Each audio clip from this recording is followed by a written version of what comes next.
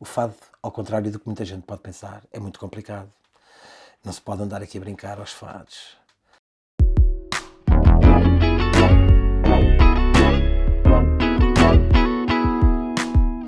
Qual a característica que mais detestas em ti e ao mesmo tempo que seja a mais marcante, ou outra característica que seja a mais marcante? Às vezes sou um bocado teimoso, pá, e isso dá a cabo de mim. Mas sinto que às vezes não tenho a razão porque falo por cima dali, ainda estou muito quente sobre a coisa, mas depois também venho a saber que afinal ao cabo, pá, nem perdi a razão de todo. Portanto, Acho que esse... Mesmo detestas isso e ao mesmo tempo é marcante. É. É a mesma coisa. Quem são os teus artistas favoritos? Portugueses, estrangeiros? Os artistas favoritos. Ok. Pá, estrangeiros, o Roberto Carlos, para mim, enche-me as medidas, não é? E em Portugal, o Jorge Fernando, quer dizer, do Fado, o Fernando Maurício, a Amália Incontornável, não é? Apesar de eu não ter conhecido a senhora, que era muito jovem, mas o Fernando é incontornável, sim. Tenho muitas referências, né? Isso do meu artista preferido. Talvez, para não estar a ferir suscetibilidades de artistas portugueses, fique-me pelo rei, o Roberto Carlos. Qual é a tua ocupação favorita? A minha ocupação, gosto de jogar futebol, que também joguei, em miúdo, e esse é um dos meus passatempos que eu gosto. Às segundas-feiras, quando posso, vou para o lado do céu com os meus amigos. Qual é a tua maior extravagância? Gosto de comer bem e de beber um bom vinho. Quando posso, essas são as minhas melhores extravagâncias. Onde é que foste mais feliz?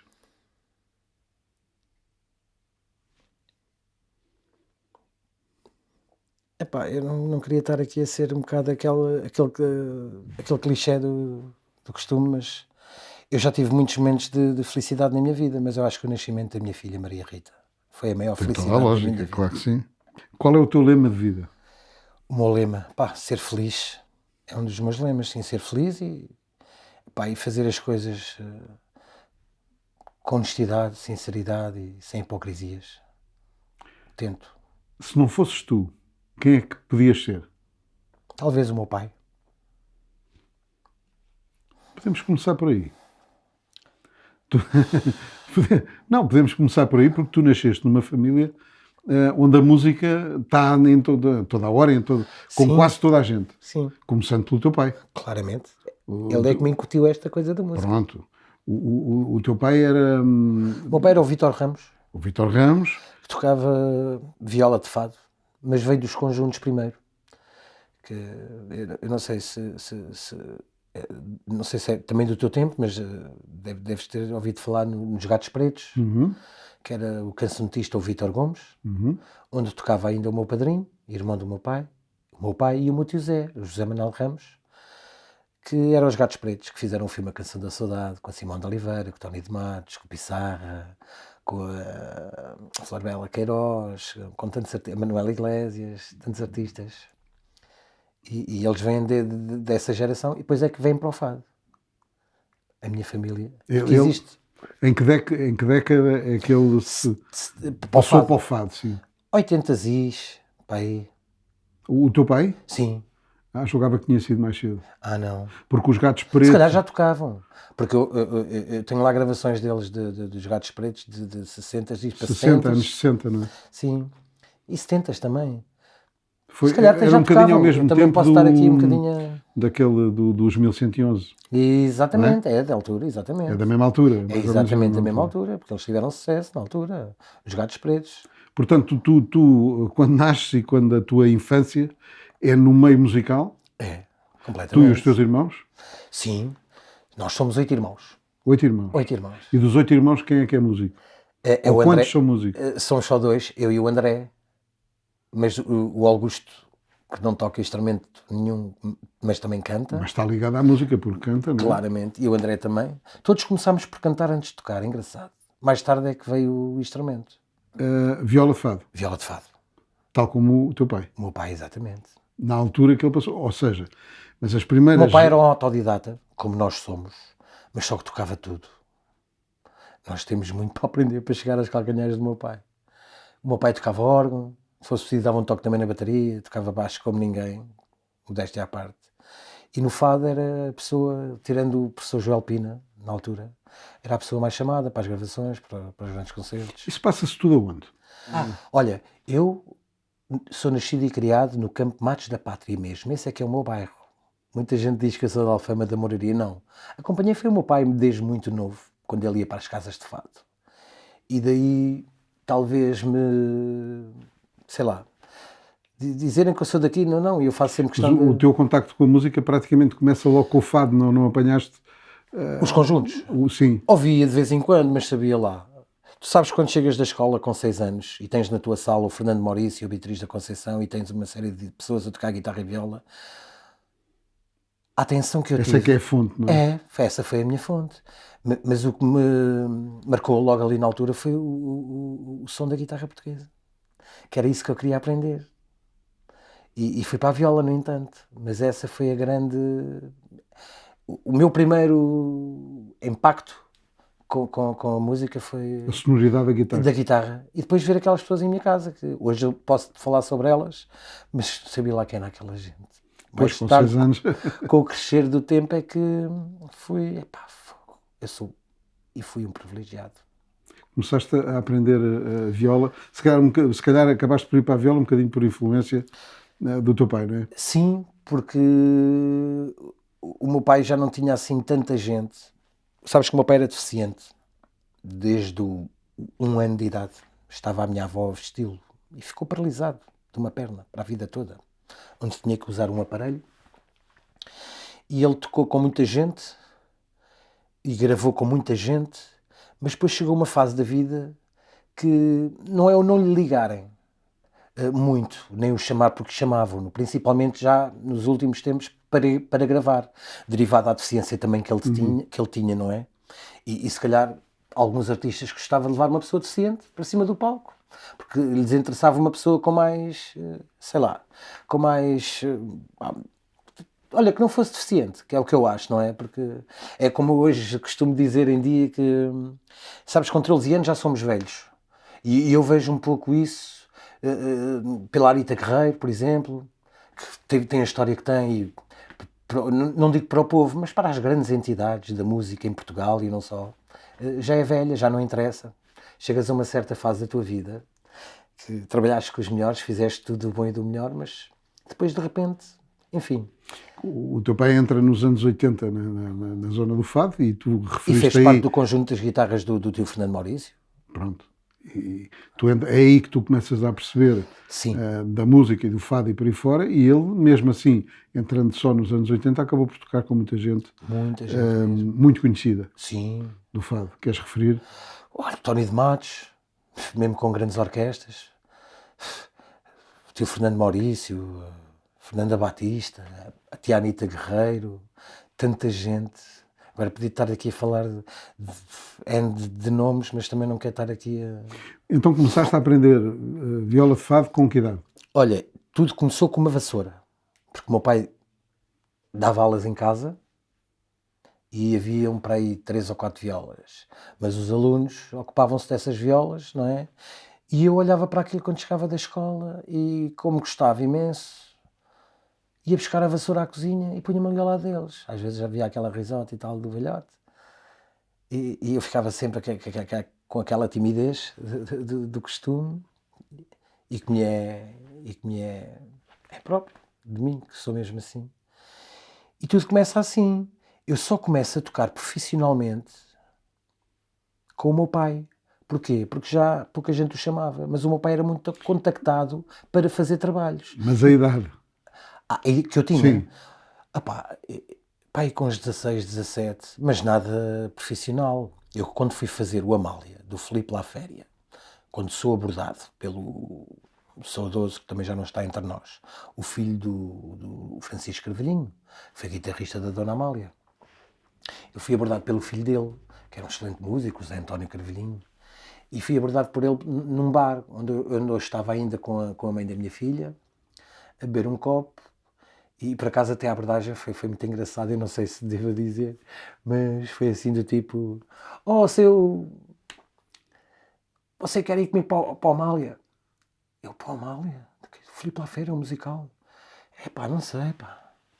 Não sei, pá, é que eu toco, quer dizer, toquei com o meu pai, quer dizer, eu não tenho estudos, eu nunca estudei nada disto, é uma coisa que me sai, quer dizer, eu não sei, eu sou um autodidata. Não se preocupe. Tivemos 3 meses de ensaio, tive 2 anos e meio, eu é que iniciei o Amália como músico, do Filipe Laféria, e tudo começa profissionalmente aí, porque eu, ao fim desses 2 anos e meio, é quando me surge o que eu hoje chamo o Deus da música para mim, que é o Carlos Manuel Proença, que me deu o prazer de... Mas também porque via ali algum talento, e viu em mim, senão também nunca me punha como substituto dele. E é ali que tudo acontece, profissionalmente. Surge-me o Camané, surge-me o Carlos do Carmo, surge-me a Anitta Gentil. Em que altura, em que anos é que isso se situa? Olha, isso já, o Amália já fez 11 anos, há uns 15 anos, à vontade, sim. Portanto, terias 25? Sim, 24, 25. Ainda gravei com o tio Fernando Maurício também. Estás a dizer que é autodidata, mas tiveste ali o amparo do Zé António Carvalhinho. E do Vítor Ramos também. Claro, esse foi o princípio. Foi o princípio, foi aí. Se ele dava aulas também te... Claro que sim, mas sabes que o meu pai era a melhor pessoa do mundo, mas não tinha muita pachorra após de casa, no que diz respeito a ensinar. Eu não sei porquê, mas eu revejo-me hoje um pouco nele. Porquê? O meu irmão André, quando surge, só eu é que sei o que é que passei para onde é tocar viola, porque senão o André se calhar até nem era músico, era só fadista, ou então se calhar também não era nada. Mas eu é que sei o que é que passei e nem sempre foi... Não sei, é uma coisa que é... Acho que tens que ter muito gosto, muito gosto. E ele tinha, mas só que para os de casa não era aquela coisa como era para os outros. E eu sempre tive uma certa ciumeira. Mas porquê é que tu ensinas os outros? E para mim, quando eu te peço alguma coisa, tu não tens assim tanta pachorra. E isso aconteceu. Se calhar era de propósito mesmo. Pois, talvez fosse isso. Porque eu começo a desemborrar depois mais. Era de ouvir o Carlos Manuel Proença e o José António Carvalhinho. Esses é que me abriram as portas para eu tocar para as pessoas que toquei. Isso, começaste a frequentar essas casas e o fado e o meio do fado ainda antes dos 20? Muito antes. O meu primeiro fado, quando eu cantei, foi na rua Miguel Lupe, no Santos Futebol Clube, e mais tarde vim a saber que o que para mim me deixa muito lisonjeado e honrado, só de saber que o Variações era a sala de ensaios dele. É aí que eu começo a cantar, nesta coletividade, no Santos Futebol Clube, na rua Miguel Lupe, que era uma coletividade onde tinha o dono da Autocupo. Naquela altura eu tinha 8 anos, quando cantei esse primeiro fado. E é aí que tudo começa a fazer sentido, mas com 8 anos é o que eu chamo hoje em dia, pode haver raras exceções. Mas isso há aí duas coisas em paralelo que temos que clarificar. Ok. Não é? É porque há o fado que tu cantas. Sim. E há o fado que tu tocas. Sim. O tocar vem muito mais tarde. O tocar vem muito mais tarde. Muito mais tarde. Para mim começa mesmo exatamente como quando eu inicio o Amália. Já nem falo quando tocava com o meu pai aqui e ali. Não, mas tocavas com o teu pai aqui e ali, foste aprendendo com ele. Sim, também, claro. Essa foi a minha base principal. E tens uma história que aprendeste fados com alguém em casa de uma... A Fátima Fernandes, exatamente. Aprendi com essa senhora eu nem a deixava dormir sequer. Eu, Fátima, agora só mais este. E eu andar ali atrás. Não, mas repete lá outra vez a frase, que eu enganei-me aqui. Porque eu andava à procura das notas. E foram noites e noites e noites. A senhora a chegar da casa de fados, coitadinha, às vezes às 2 da manhã, porque estou a falar de um tempo em que as casas de fado ainda fechavam às 5 da manhã, sabes? Agora é que todas fecham à meia-noite, 11 horas, está tudo na rua. Mas ainda sou do tempo das casas de fados fecharem muito tarde. E ela, quando saía da casa de fados com o meu pai, nesta altura, o meu pai estava no Dragão de Alfama, que fica mesmo em frente à igreja de Santo Estevão. E ela era a fadista residente da casa. E o meu irmão, a minha irmã Carla, que é a seguir a mim, foi casada com o filho da Fátima Fernandes. E pronto, havia laços familiares, não é? Eu ficava em casa da senhora, tantas vezes. E tudo começou assim também. Ela ensinou-me muitos fados, a Fátima Fernandes, sim. A Fátima foi incrível na minha vida também. Então, agora, vamos lá ver se nós aprendemos aqui qualquer coisa. No meio, nesse meio, que é um meio um bocadinho próprio dos bairros que têm fado e que têm casas de fado, e mais nessa altura, não é? Sim, nessa na altura em que tu começaste, que era um bocadinho diferente. Eu às vezes que vou lá não percebo muita coisa do que se passa. Por exemplo, curiosidades que eu tenho. Sim. Tu tens, às vezes, numa casa de fados, tens lá o guitarra portuguesa, o viola de fado, basicamente, não é? Às vezes há um baixo, quando há, mas nem sempre há. Sim. As casas de fado já usava-se antigamente guitarra, viola e baixo, que era o conjunto. Agora não, é só guitarra e viola, quando aparece às um baixista. vezes, sim. Há uma outra ainda que tem, mas... A pessoa vai cantar e diz, olha, eu vou cantar o fado tal em não sei o quê. O pessoal sabe aquilo tudo, aquilo tem uma como é que eu ia dizer, uma nomenclatura própria. Claro. Não é? E dá para explicar ou não? Ou é segredo? Eu não sei se me vou saber explicar. O que eu te posso dizer é que, ao princípio, isso também me fazia confusão, porque, quer dizer, eu ia com o meu pai, e o meu pai estava ali ao meu lado. Agora, sol. Lá. E ia-me dizendo, e foi assim também que fui tocando alguns fados, porque eles chegavam ao pé de mim. Sabes que os fados, o artista, quando chegava à casa de fados, apagava-se as luzes, o artista chega ao pé do guitarrista, porque é o guitarrista que se pede os fados. Porquê? Porque é o guitarrista que dá as introduções. O viola está ali para acompanhar. Era o guitarrista que os fadistas pediam. Não era o viola, nem cá, agora vou cantar. Nada. Fado, o menor, em ré, por exemplo. Mas está bem, é menor em ré, mas qual fado? O fado menor. Pediam o fado menor Então em como ré. é que isso se processa? O que é o fado menor? O fado menor é uma música popular que penso, por aquilo que sei e que li, que é uma música que nasce naturalmente do antigamente, onde nas tascas, nas tabernas, se cantava tudo nos mesmos tons. Não havia cá, olha, toca-me o Pedro Rodrigues em sol, toca-me o Fado de Vitória em ré, toca-me o Margaridas em mi, toca-me o Fado de Seixal. Não é assim que se pede. Não, hoje em dia sim, pode-se pedir, mas antigamente não. Antigamente tu cantasses, principalmente os menores e os morarias, ocorridos neste caso. Então, mas é isso que eu estou a perguntar. O que é que existe? Isto são fados que não têm autor. Era o fadista que dava o estilo à melodia. E nasceu o fado moraria, o fado corrido e o menor. E o fadista antigamente é que dava o estilo. Daí vir os estilistas do fado. Porque tivemos muitos. O tio Alfredo Marceneiro, incontornável, não é? E eu penso que... Mas ele cria o estilo em cima de uma guitarra portuguesa que é sempre mais ou menos da mesma maneira? Exatamente. Os fadistas antigos, caso do tio Alfredo Marceneiro, é que incutia que a melodia que fazia de voz aos guitarristas.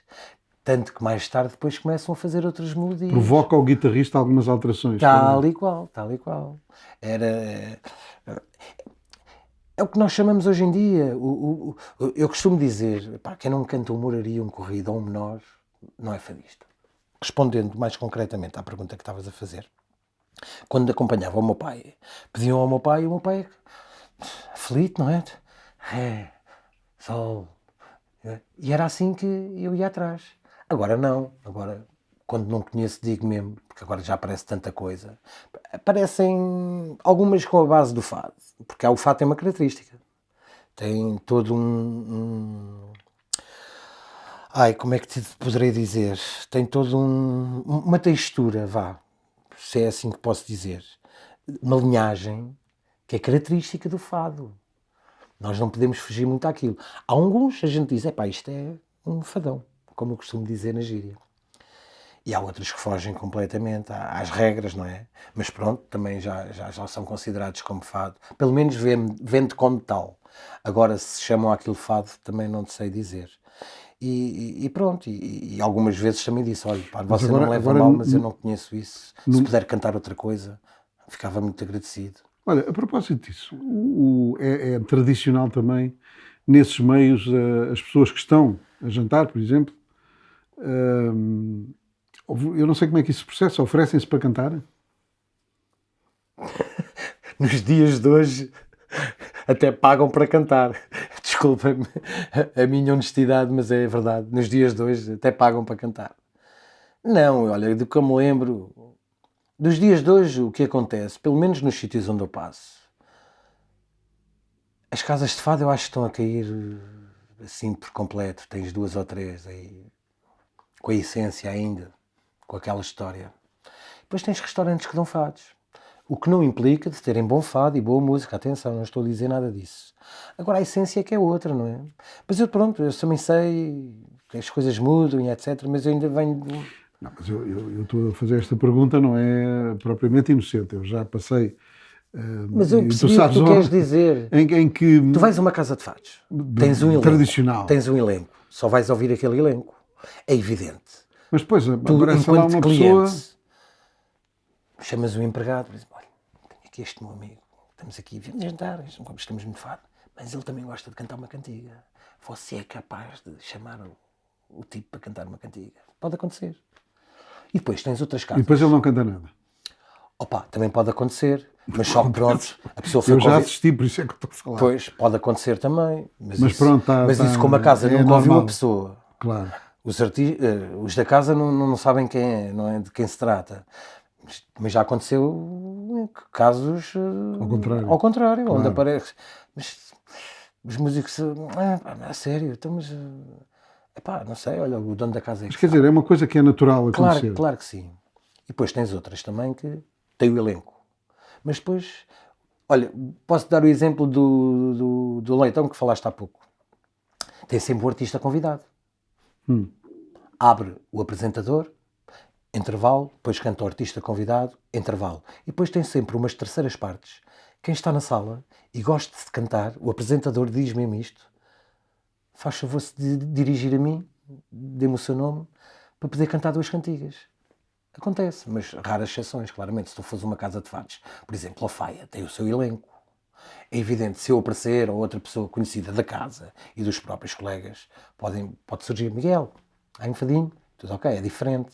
Agora não acontece tanto... Portanto, isso há uma certa abertura, mas também não é assim totalmente aberto.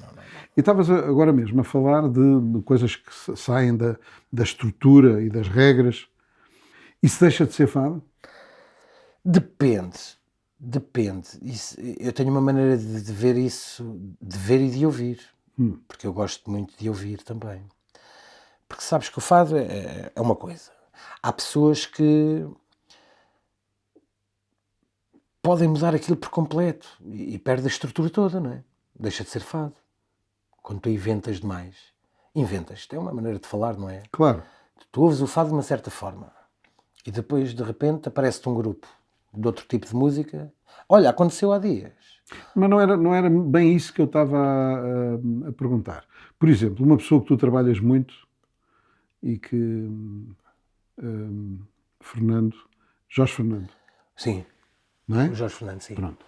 Que é autor de não sei quantas dezenas de fados, não é? Mas o Jorge tem o fado no sangue. Pronto, está bem. Mas eu vi, agora recentemente, numa coisa onde tu também estiveste e que a Plug fez um trabalho um grande trabalho, do Caixa Alfama. Exato. Santa Casa Alfama. O primeiro concerto que eu vi foi do Jorge Fernando. Do Jorge, sim. E lá estava o baterista. Exatamente. Pronto. O Jorge foi dos Continua a ser fado? Pois é isso que os tais puristas, alguns... Percebes? Tinha um violoncelo belíssimo. Não, tudo o que ele faz, me perdoem, mas é tudo o que ele faz. O Jorge vem de uma escola que, a meu ver, lidou com os melhores e aprendeu com os melhores. Mas é fado? Algumas coisas, eu não te vou dizer que é tudo por inteiro, porque não é. Mas agora o Jorge tem composições que são a linhagem do fado. Pode-se chamar autênticos fados. Olha, vou-te dar um exemplo. O Leva-me aos Fados, da Ana Moura. Aquilo para mim é um fado. Tem as características e a linhagem a estrutura a estrutura de fado. Quer dizer, há outras que se calhar já não. A Chuva, por exemplo, já não é nenhum fado. Nunca podem chamar chuva um fado. A chuva não é... Pode ser tocada como tal, mas não é um fado. Pode ter o acompanhamento da guitarra portuguesa e tal, mas não é... Está muito longe da estrutura. Se quiser também pega aqui na viola e toca-te uma way fado. Percebes? É nisso. Mas os puristas é que... Eu sou... Atenção, eu gosto muito de... Há pouco tempo fui abordado... Ias falar numa coisa agora que eu queria nos puristas. Pois, os puristas é que não vão muito à bola disso. Não é? Segundo eu leio também, não é? Porque eu nessas coisas... Não é bom uma música ter a sua vida própria? Claro que sim. De maneira a saltar para fora da sua essência e do que é tradicional e puro? Eu, na minha maneira de ver, a única modificação que eu sinto e que pode haver, mas isto é a minha maneira de ver e de pensar a coisa, não é? É no cantar, é na tua interpretação. Não, e a execução musical também, não é? Sim, mas desde o momento que eu tenho ali a música como foi feita, com mais um pormenorzinho ou outro, principalmente nos dias de hoje, não é como antigamente, que aquilo, assim, Pedro Rodrigues tem uma situação de 3 acordes. Por exemplo, em Sol. Sol, cais ali para Dó, Dó, Ré 7, Sol outra vez. E andas sempre ali dentro daquilo. Mas eu posso tocar o Pedro Rodrigues, por exemplo, em Sol na mesma, faço os dós que tenho que fazer, claramente, porque faz parte da música, mas depois se me apetecer dar uma volta eu vou para Fá, vou para Si de Mol, cai em Sol outra vez, quer dizer, porque resulta. Isso são pormenores, que há coisas que ficam muito bem, há outras que já não ficam tanto, e talvez seja isso que os puristas não... Mas tu que és do meio do fado, não achas que um estilo musical que pode avançar para outras coisas que se começam a afastar da essência, não demonstra uma potencialidade e uma riqueza para isso poder acontecer? O fado para mim é muito rico e nos dias de hoje deixa-me que te diga que, ao contrário do que eu ouvia em menino, até chegar àquela idade de perceber ainda um bocadinho mais, porque eu continuo a aprender, atenção que eu não sei tudo e algumas coisas passam mesmo ao lado. Mas não é por nada, é porque, quer dizer, é porque tem que ser, não é? Tudo faz parte. E eu acho que nós, se estamos aqui, é por algum motivo. Nós, quando nascemos, eu acho que temos algo para fazer. E eu vejo um bocado as coisas por aí. Essa pergunta que me estás a fazer é uma coisa muito própria. É o teu sentir quando tu sentes que já tens capacidade de fazer outras coisas. Podes abordar de uma forma ou de outra. Mas, enfim, eu acho-me um purista, mas não acho-me um purista por inteiro. Por isso é que eu também estou a dizer isto desta forma, não é? Porque se eu fosse um purista por inteiro, ninguém gostava então da Ana Moura, coitadinha. Por causa dela cantar o Leva-me aos Fados. Eu já não vou a esse exemplo. Pois. Por exemplo, um fadista com uma carreira gigante, que é o Carlos do Carmo. Poxa, enorme. É? Que tu tocaste. Tive o privilégio de... Mas que, e eu que não sou, não conheço, não sou conhecedor, estou agora a aprender, sempre achei, ao longo da carreira, que o Carlos do Carmo usou roupagens que não eram habituais do fado. E foi muito criticado. Orquestra, piano, não sei o quê. E ele é um dos primeiros a dizer que a estrutura do fado não pode ser alterada. Claro que não. O fado é fado. E eu digo assim, mas espera aí. O Ele Carlos do Carmo diz coisa. isto, mas depois tem orquestras e com piano, e ele tem um tema cantado com o Bernardo Sassetti, que é uma coisa estrondosa. O Carlos do Carmo é maravilhoso, é incontornável. E portanto, como é que ele pode... A minha pergunta vai nesse sentido, quer dizer, como é que ele pode dizer que não se mexe? Eu acho que, como o António Variações, o Carlos do Carmo no fado andou muitos anos à frente de muita gente. Por ao lado bom, claro, a meu ver. Abriu muitas portas. Mas o trabalho que ele faz, mesmo que seja só com piano, não altera, a essência está lá, é isso? Está. O fadista. A essência está lá. Está. Não consegue sair. Pode haver um arranjo ou outro. Porque agora já se fala dos arranjos. Isso é diferente. Porque as coisas têm arranjo, não é? Por isso é que existem agora os novos arranjadores. Eu acho que eu começo a perceber esta questão. Corrige-me se eu estiver a dizer alguma coisa mal. Como o Carlos do Carmo nasceu no fado e tem essência, pode explorar claramente para fora daquilo que é tradicional, que a essência está lá. Claramente. O que talvez ele queira dizer, quando diz para respeitar a estrutura e a essência do fado, é que se calhar se vier uma pessoa que nunca tenha ouvido fado tentar fazer o fado, não consegue. Pronto, falta-lhe essa... Mas também tem gente que vem de outra área, que não o fado, e que faz, olha, o maestro Vitorino, que fez essa história ainda hoje é contada por eles e às vezes até passa na RTP Memória, passa publicidade. O Ari dos Santos ia na rua com o Carlos do Carmo e com o mestre Vitorino. Já não me lembro a zona, mas sei que foi em Lisboa, e olharam um casarão. E ficaram admirados e radiantes com aquilo. E o Ari dos Santos, umas horas depois, sentado a uma mesa com eles, surge com um poema do A Minha Velha Casa. E eu acho isto um grande fado. Agora, um fado? Não é. É chamado um fado de canção, mas que para mim não é fado de canção. A métrica não é... Tal e qual. Mas para mim é um fado. Para mim é um fado. Mas o Carlos do Carmo é incontornável.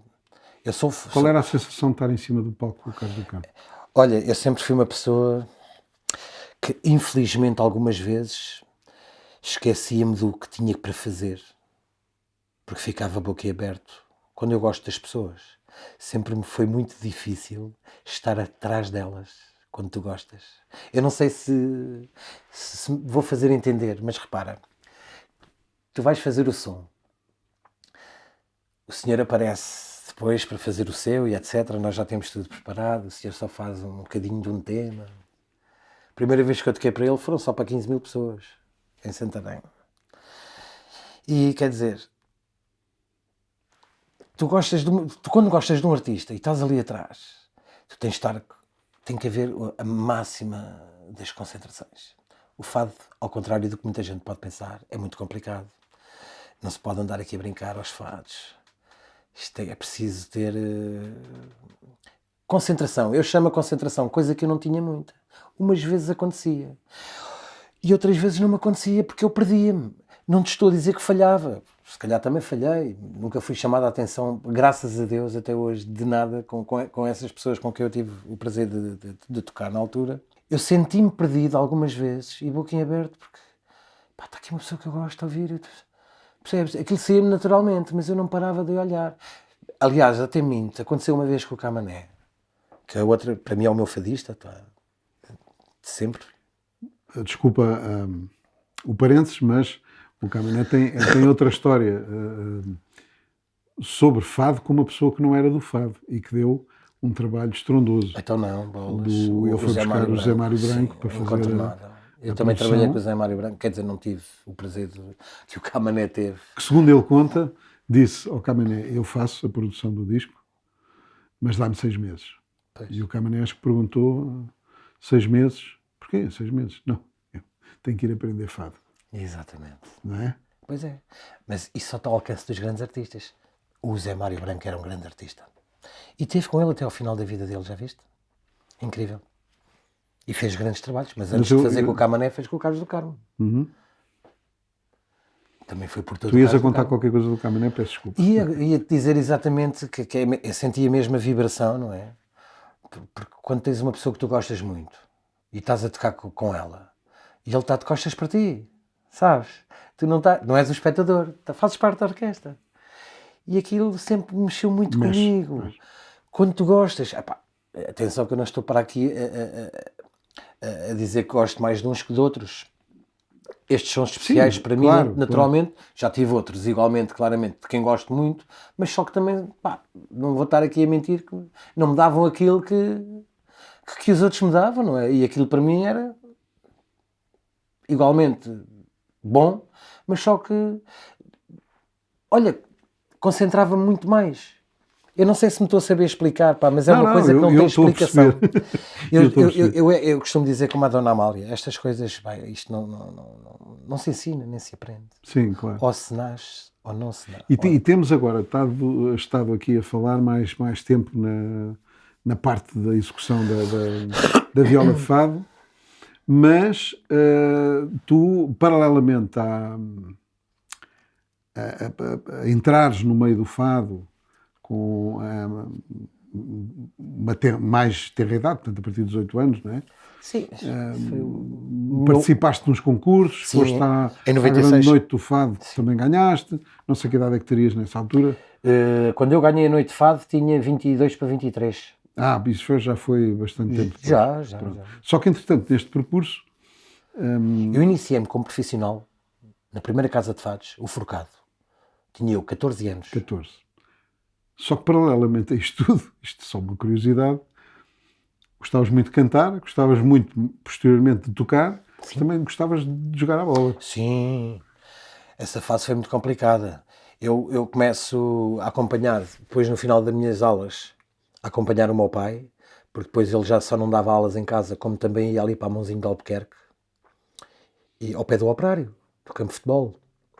E eu já tinha vindo do Futebol 5, já tinha sido campeão de Lisboa, nos Jogos da Cidade na altura que se fazia, onde a final ainda era na Praça do Comércio, quer dizer, eram outros tempos. E fui federado. E depois comecei no Futebol 11. Onde? Em clube? Foi no Operário. É aí que eu me inicio, já no último ano de juvenil. Mas também não tive muito tempo, porque depois alguém gostou de mim, na altura, e pediram para ir fazer umas provas ao Damaense. E eu fui. E no meu primeiro ano de júnior, correu tudo bem, às maravilhas, não sei o quê. E estava... Ainda hoje posso dizer que num jogo de amigos, o cheiro é uma coisa que é... O cheiro da relva, o cheiro do balneário, aquilo... Hoje em dia, eu sou benfiquista. Não sou doente, mas gosto do meu Benfica. E quando vou às vezes ao Estádio da Luz e vejo que estão a fazer errado, eu disse, se gajo metesse a mim a ver o que era, eu assim, com aquelas coisas, e a ver como mostrava já como é que era. Eu ainda sinto essa vibração, enquanto pareceu que ainda joga a bola. Eu corria 5 minutos, nem 5 minutos, quer dizer, hoje em dia nem 5 minutos, e morria logo ali dentro. Mas fiz o meu primeiro ano de júnior e no segundo, quando fui aos exames, já do segundo ano, infelizmente tive um problema de coração. Graças a Deus, que eu sentisse, nunca me aconteceu. Mas o médico disse que eu não podia continuar e não me foi dito a mim. Foi só dito à minha mãe, mas a minha mãe primeiro que me dissesse, meu Deus. E eles deixaram-me de chamar. Eu nem convocado era, porque também não tiveram coragem na altura de me dizer. E depois quando eu comecei a perceber, não é? Quer dizer, foi uma fase muito amada da minha vida. Pois. Fiz toda a maluquice e mais alguma. Na altura foi um desgosto. Foi um desgosto, mas foi um desgosto total mesmo, não é? A música se calhar serviu para compensar aí mais tarde, sim. Mais tarde. Porque primeiramente foi muito difícil. A mim foi muito doloroso.